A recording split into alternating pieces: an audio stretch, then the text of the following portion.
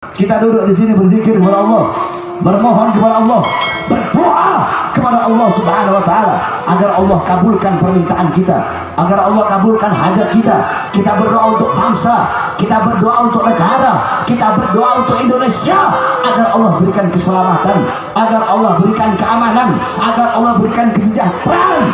Saudara-saudara, ini acara-acara seperti ini, harusnya acara seperti ini didukung oleh pemerintah, saudara-saudara, didukung oleh aparat, didukung oleh para pejabat, bukan malah acara-acara berzikir seperti ini malah dipersulit, saudara-saudara.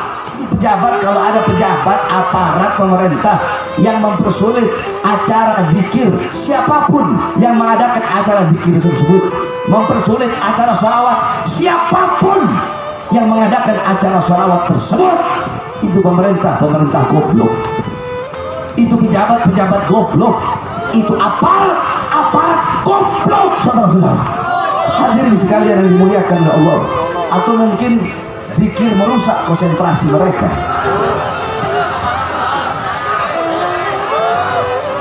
Makanya dilarang, makanya dipersulit, saudara-saudara.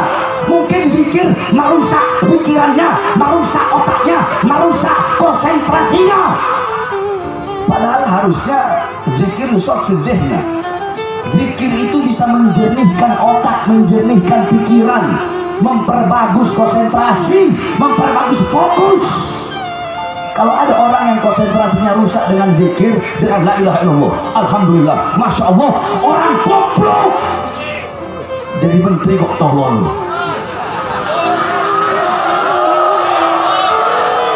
Jadi menteri kok goblok, menteri tol, menteri goblok, menteri bodoh.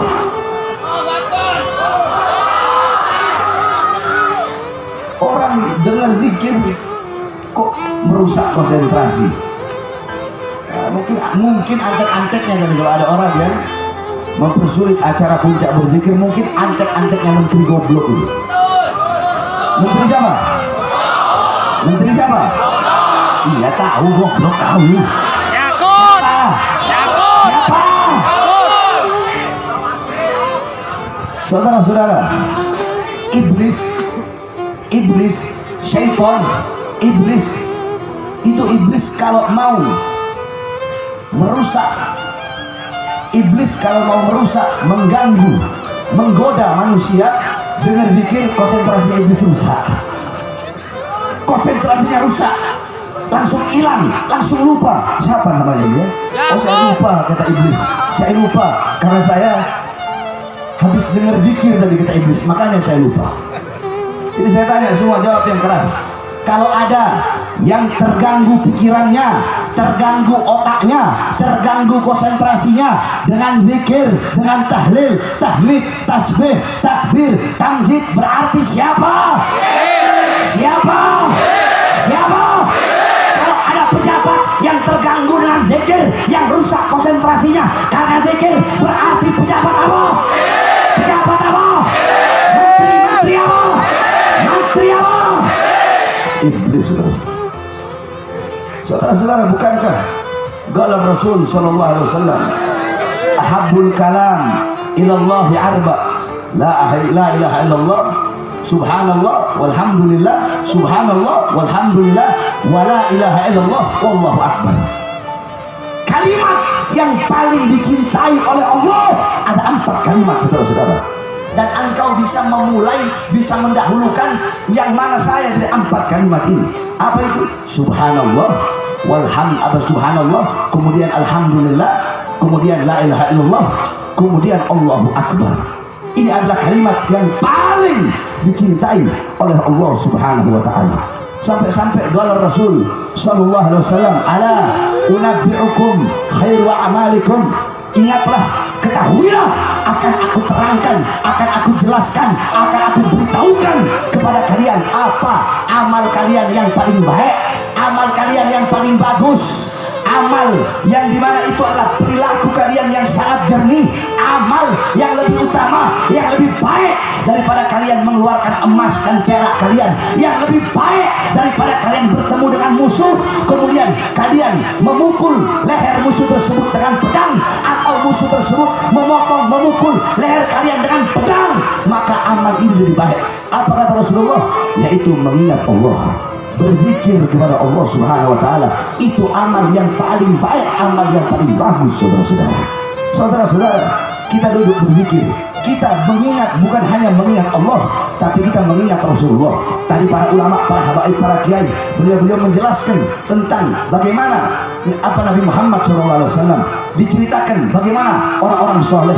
Dari setiap ceramah pasti dibawakan kisah Nabi Muhammad sedikit, dibawakan kisah orang-orang soleh sedikit.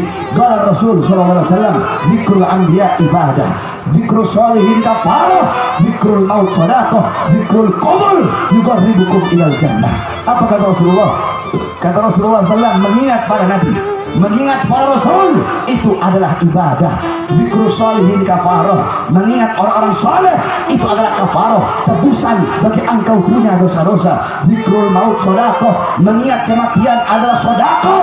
Wa dzikrul kubur yuqarribukum ilal jannah, mengingat kubur bisa mendekatkan engkau kepada surganya Allah Subhanahu wa taala. Kita duduk di sini bukan hanya mengingat Allah, tetapi mengingat Rasulullah, mengingat orang-orang soleh, mengingat para ulama. Saudara-saudara, kita duduk di ini majelis berzikir kepada Allah. Ini tempat menjadi tempat turunnya rahmat. Bahkan orang-orang di sekitar puncak yang tidak ikut berzikir, mereka ikut mendapatkan rahmat sebagaimana kita duduk di sini mendapatkan rahmat. Ini perkara yang bagus, ini perkara yang sangat baik, yang harus didukung, saudara-saudara. Pada malam hari ini, di saat banyak anak-anak muda, banyak pemuda-pemudi Islam yang berbuat dosa, berbuat maksiat, mungkarat, dhalalat, sayyiat, mukhalafat, sebagaimana kita ketahui, malam tahun baru atau malam sebelum tahun baru, 2-3 hari sebelum malam tahun baru, bukan hanya di puncak, di Jakarta, di mana-mana, bahkan di kampung-kampung, di desa-desa, saudara-saudara, berapa banyak para pemuda-pemudi Islam yang merayakan malam tahun baru tersebut dengan berbuat dosa. Mereka mabok-mabokan di situ, mereka berjudi di situ, mereka melacur di situ, mereka peluk-pelukan, mereka ciuman, mereka berzina. Kondom di mana-mana ditemukan pada pesta-pesta perayaan malam tahun baru. Saudara-saudara sekalian yang dimuliakan oleh Allah Subhanahu wa taala, memang benar shadaqah Rasul sallallahu alaihi wasallam, memang benar apa yang disampaikan oleh baginda Nabi Muhammad 1400 tahun yang lalu. Nabi Muhammad sudah mengetahui bagaimana keadaan umatnya nanti kelak di akhir zaman. Apa kata Rasulullah? Qala Rasul sallallahu alaihi wasallam, la tattabi'unna sanana aw sunana alladziina min qablikum shibran bi shibrin wa dira'an bi dira'in hatta law dakhalu fi jurub lattaba'tumuhum. Qulna ya Rasulullah al-yahud wa nasara. Qala faman. Kata Rasulullah, sungguh nanti di akhir zaman akan ada umat setelah kalian, yang dimana umat setelah kalian mereka akan mengikuti golongan-golongan sebelum mereka. Mereka akan mengikuti budaya, pola pikir, gaya hidup, gaya berpakaian, semua mereka ikuti dari golongan-golongan sebelum kalian. Sekalipun golongan sebelum kalian masuk ke dalam lubang dok. Apa itu dok? Dok itu binatang kadal sejenis biawak, cuma bukan biawak. Kalau biawak itu warrol, kalau dok itu adalah sejenis biawak, cuma dia lebih kecil dari biawak. Kalau biawak warnanya coklat, kalau dok warnanya kuning. Kalau biawak ekornya licin, kalau dok ekornya ada duri-durinya. Kalau biawak hukumnya haram, kalau dok itu hukumnya halal. Karena ada takrir dari Nabi Muhammad ketika Rasulullah melihat para sahabat memakan dok, Rasulullah diamnya Rasulullah itu takrir yang bermakna halal, saudara-saudara. Nah, itu kenapa para ulama ahli hadis mereka mengatakan kenapa Rasulullah mengumpamakan masuk ke dalam lubang dok, karena binatang dok kalau bikin lubang itu sangat sulit. Lubangnya belok-belok ke kanan, ke kiri, ke dalam, naik lagi ke atas. Maka karena begitu sulit lubang tersebut, sehingga Rasulullah mengumpamakan seperti lubang dok. Jadi seperti apapun, bagaimanapun perilaku, perbuatan, ucapan, semua dari golongan-golongan sebelum mereka, umat setelah kalian di akhir zaman akan mengikuti golongan-golongan dan kelompok tersebut. Kemudian para sahabat berkata, ya Rasulullah, apakah kelompok, apakah golongan yang diikuti itu adalah orang-orang Yahudi, adalah orang-orang Nasrani yang nanti umat setelah kami mengikutinya? Kul apa qala Rasul faman. Kata Rasulullah, siapa lagi kalau bukan orang-orang Yahudi? Siapa lagi kalau bukan orang-orang Nasrani. Coba kita lihat, tadi Habib Muhammad telah menjelaskan bahwasanya tahun baru Masehi bukanlah tahun baru kita, sehingga merayakan tahun baru Masehi bukanlah perayaan Islam, bukanlah perayaan kita, tetapi bertasyabuh, mengikuti, menyerupai adat istiadat orang-orang kafir.